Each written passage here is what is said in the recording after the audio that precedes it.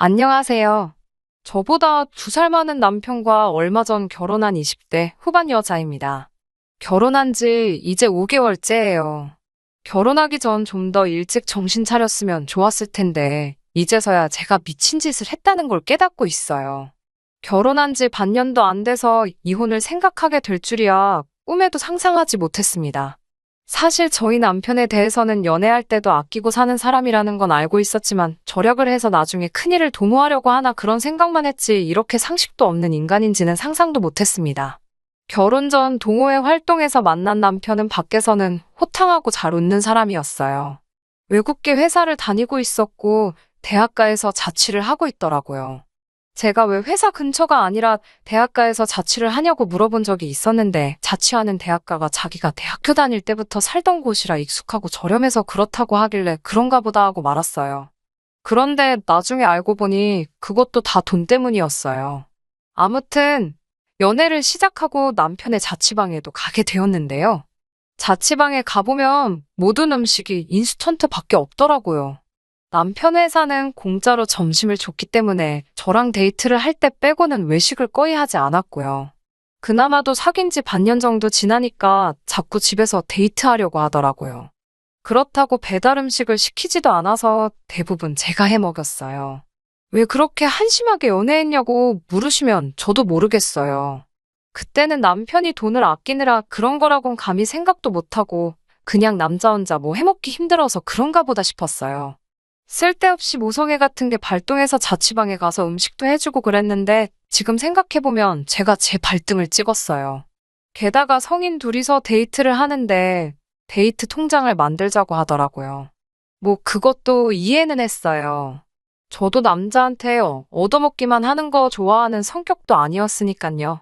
그래서 당시에 저 20만 원, 남편 20만 원씩 모아서 입금했어요. 근데 웃긴 건 자취방에서 음식을 해 먹을 때 장을 봐야 되잖아요. 그것도 그 통장에 있는 돈으로 빼서 하더라고요. 그것도 데이트의 일부라면서요. 게다가 라면 같은 것도 2사람이 먹을 걸 끓일 때 3봉지 뜯으면 아주 난리가 나더라고요. 그래서 그나마 인스턴트 식품도 양껏 못 먹었어요. 어이없는 건 장 봐서 해 먹는 음식은 또 넉넉히 합니다. 알고 보니 음식이 남으면 자기가 다음에 혼자 또 먹을 수 있으니까 그랬던 거더라고요. 그때 생각하면 지금도 어이가 없어서 실수만 나옵니다. 아무튼 그때는 그럼에도 불구하고 제가 남편을 많이 좋아했었어요. 그래서 그런 것마저도 알더라고 꼼꼼한 사람이라고 생각하고 넘어갔어요. 남편도 그런 저를 알더라고 순한 여자라고 생각했던 것 같아요. 서로에 대해서 잘 모른 상태로 저희는 1년 정도 연애를 계속했고 그렇게 결혼까지 하게 되었습니다. 결혼도 정확하게 반반 결혼했고 결혼식 올리고 나서는 연애할 때처럼 생활비 통장을 만들었어요. 연애 때 계속 그렇게 해왔고 둘 다 각자 직장이 있으니 생활비 통장 자체가 문제가 되지는 않았어요. 뿐만 아니라 집안일도 저희는 각자 나눠서 합니다. 제가 요리하고 설거지 그리고 욕실 청소를 하고요. 남편은 청소하고 빨래를 해요. 쓰레기 버리는 건 서로 돌아가면서 하고요. 저는 솔직히 저희 둘이 싸울 이유가 전혀 없다고 생각했어요. 그런데 생각지도 못한 일이 터졌습니다. 결혼하고 2~3달쯤 되었을 무렵이었어요. 식비가 70만 원 정도 나왔더라고요. 보통 점심은 각자 직장에서 해결하기 때문에 같이 식사를 하는 건 아침하고 저녁뿐이거든요. 사실 아침 때는 서로 출근하기 바빠서 제대로 얘기하며 식사를 하기는 어렵잖아요. 시간이 없으니까 간단하게 커피랑 토스트 아니면 가볍게 과일이나 샐러드로 해결했어요. 하지만 저녁만큼은 신경 써서 차렸어요. 퇴근길에는 힘들어도 웬만하면 꼭 장 봐서 스테이크도 굽고 갈비도 하고 항상 메인 메뉴 하나는 만들어줬어요. 그런데 남편이란 작자가 식비가 많이 나왔다고 궁시렁 거리더라고요. 돈을 왜 이렇게 헤프게 썼냐면서 타박 아닌 타박도 하고요. 아무리 공동으로 생활비를 붓는다고 해도 혼자 마음대로 이렇게 돈을 써도 되냐면서요. 듣는데 어이가 없어서 벙쪄 있는데 자기가 종이를 가져와서는 한 달 동안 대략 저희 둘이 136끼를 먹었다며 그러면 한 끼당 5천 원 수준이라고 한숨을 쉬더군요. 아니, 요즘 물가에 한 끼 5천 원이 비싸게 먹는 건가요? 이 사람 이렇게 물가에 대한 감이 없나 싶고 어이가 없는 걸 넘어서 한심하더라고요.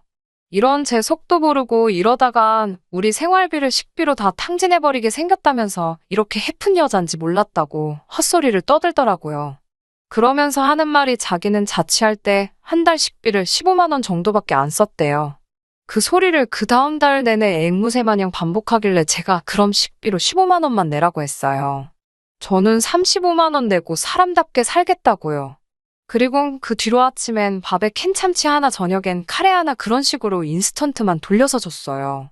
사실 요즘은 인스턴트도 종류도 다양하고 맛도 좋잖아요. 아, 물론 저는 제 손으로 직접 요리해서 정상 식단으로 먹었어요. 근데 웃긴 건 막상 이렇게 시작하고 일주일쯤 지나니까 남편 혼자 폭발해서 밥이 이게 뭐냐고 짜증을 내더라고요. 그래서 제가 남편에게 그럼 이제 당신 건 당신이 직접 차려 먹으라고 했어요. 그리고 청소도 구역 나누고 빨래도 각자 하자고요. 아니나 다를까 다시 일주일 동안 인스턴트만 먹더라고요. 그래서 내가 인스턴트 차려주니까 밥이 뭐냐고 짜증이더니 왜 계속 똑같이 먹냐고 빈정거려 봤어요. 그랬더니 저더러 요리할 줄 안다고 유세 부리냐고 묻더라고요. 진심 속으로 순간 뭐지 이 인간 싶었어요. 제가 당신이 해도 결국 똑같이 그것밖에 못 먹을 거면서 왜 나한테 뭐라고 하냐고 15만 원으로 뭘 바란 거냐고 제가 쏘아붙였어요. 그러면서 오빠 같은 사람이랑 애 낳고 살래 앞날이 막막하다고 궁상맞아 못 살겠다고 하니까 저더러 냉혈한이래요. 자기 남편이 이렇게 먹는데 하나도 신경도 안 쓴다면서 혼자 딴소리를 하고 있더라고요. 이때부터 진심으로 남편이 제정신으로 안 보이더라고요. 그래서 더는 상대 안 하고 주말만 기다렸어요. 시댁에 가기로 되어 있었으니까 가서 미친 척 남편에 대해서 한번 이야기나 해봐야겠다 싶어서요. 시댁 어른들은 그래도 상식적인 분들이라고 믿었으니까 분명 남편에게 한 소리 해주실 거란 기대도 있었고요. 근데 피는 못 속인다는 말이 딱이더라고요. 토요일 점심쯤 시댁에 도착했어요. 남편이 옆에 있었지만 개의치 않고 그간 있었던 일을 다 말했어요. 너무 힘들고 이게 뭐 하는 짓인지도 모르겠다고요. 그런데 제 말을 듣고 있던 시모랑 신우가 눈을 동그랗게 뜨더니 저를 쳐다보면서 지금 그래서 돈 달라는 거냐고 묻는 거예요. 그러더니 대뜸 우리 돈 없다면 네 남편이 15만 원을 주든 20만 원을 주든 저더러 알아서 하래요. 그러면서 남편이 아무리 돈이 없어도 시댁에 와서 남편 흉보는 건 멍청한 여자들이나 하는 짓이라면서 행동거지 조심하라고 저를 나무랬어요.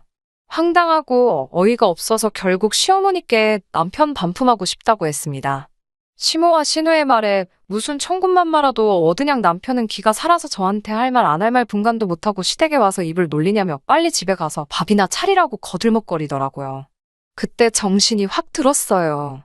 남편이고 시댁이고 상종할 가치도 없는 사람들이라는 생각이 들어서 한 달 밥값 35만 원도 못 내는 찌질하고 형편없는 이 인간 품에 끼고 잘 헤쳐먹이시라고 내지르고 시댁에서 나와버렸습니다.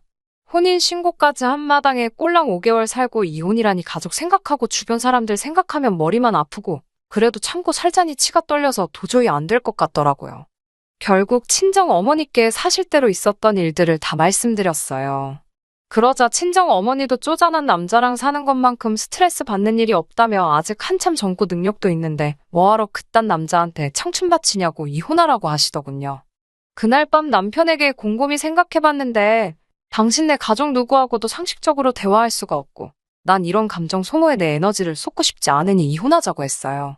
그러자 자기가 미안하다고 만나서 이야기하자고 연락이 왔더라고요. 그런데 어차피 말하고 설명해줘도 결국 못 알아들을 것 같아요. 이딴 인간을 진작에 알아보지 못하고 스스로 밥 해먹인 제 자신을 생각하면 지금도 스스로 한심해서 지금 이 순간도 너무 힘들어요. 지금이라도 정신 차렸으니 앞으로는 더 현명하고 똑똑하게 살아야겠다는 생각이 듭니다. 똥차가 지나갔고 저도 사람 보는 눈을 더 키웠으니 앞으로 좋은 인연을 다시 만나면 좋겠어요. 긴 이야기 들어주셔서 감사합니다. 오늘의 사연은 여기까지입니다.